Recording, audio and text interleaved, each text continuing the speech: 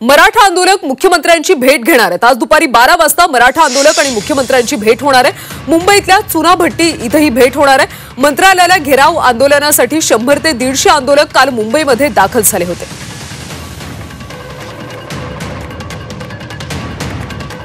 तर या सगळ्या संदर्भात आपण अधिकची माहिती घेऊयात आमचे प्रतिनिधी मनोज कुलकर्णी यांच्याकडून। मनोज, खरं तर पुण्यावरून काही आंदोलक मुंबईमध्ये आल्याची माहिती आहे आणि मराठा आंदोलक आणि मुख्यमंत्र्यांची आज भेट सुद्धा होणार आहे। कशा पद्धतीने भेट होईल, काय चर्चा होईल?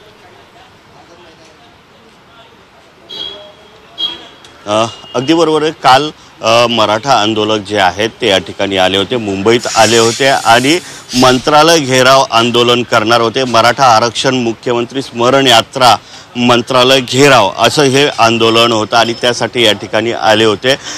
काल रात्री उशिरापर्यंत त्यांनी मुख्यमंत्र्यांची भेट होण्याची वाट बघितली होती, परंतु मुख्यमंत्री मुंबईत नसल्यामुळे भेट होऊ शकली नव्हती। त्यानंतर शंभूराज देसाई यांच्यासोबत रात्री उशिरा बैठक झाली आणि आज सकाळी त्यांची भेट घडवून आणण्याचं सांगण्यात आलेलं आहे। दुपारी 12 वाजेच्या सुमारास मुख्यमंत्र्यांकडनं ही भेट होण्याची शक्यता आहे आणि त्यासाठी चुनाभट्टी या ठिकाणी हे सगळे मराठा आंदोलक जे आहेत ते मुक्कामी होते।